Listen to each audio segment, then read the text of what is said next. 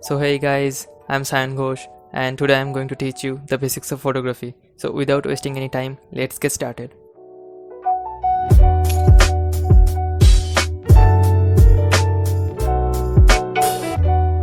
So as we all know that photography is mainly based on ISO, shutter speed and aperture. So first let's talk about ISO.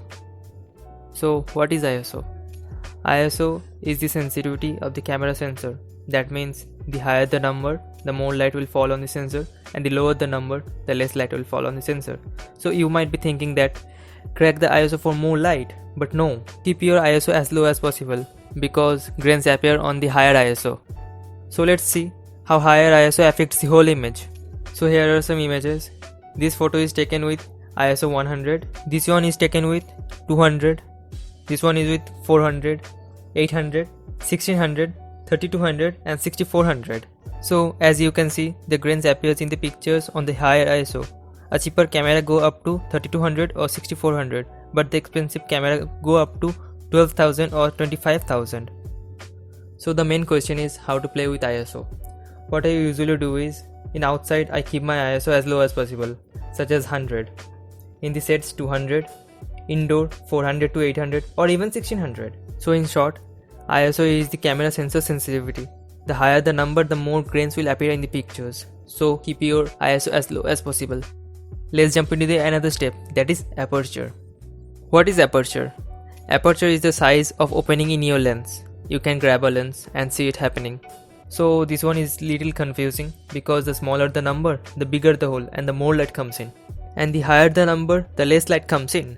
And the number is written in f-stops. So don't worry after hearing the f-stop. But the main thing is aperture mainly controls the depth of field and it's super simple. So what I actually mean is, the lower the f-stop number, the smaller the depth of field, and the higher the f-stop number, the larger the depth of field.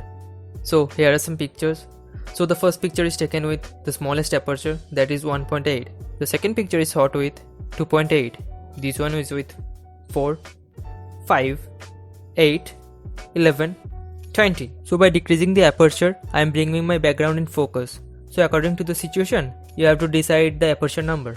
So if you want a blurry background, then go for the widest aperture, just like 1.8 or 2.8. And if you want the foreground, the midground and the background to be in focus, then the ideal range will be f8 or f11. So let's jump into the last step, and it's super simple, that is shutter speed. So what is shutter speed? Shutter speed is actually the amount of time that your shutter is open. So basically the amount of time the light can come in and hit the camera sensor. So with shutter speed, you will see the numbers like 1/50th of a second, 100th of a second, 1/500th of a second, and it goes up to 1/8000th of a second, and it depends upon the camera. And on the other way, if you slow your shutter speed to 1 second or 2 seconds or 5 seconds or even 10 seconds, then you can see motion blur. So by adjusting the shutter speed, you can freeze time or you can motion blur the things. Super slow shutter speed is used when you are on a tripod shooting something like landscapes, cool waterfall, or even Milky Way or even light trails. So if I am shooting portraits, I will use 1/250th of a second or even 1/500th of a second, that depends upon the situation.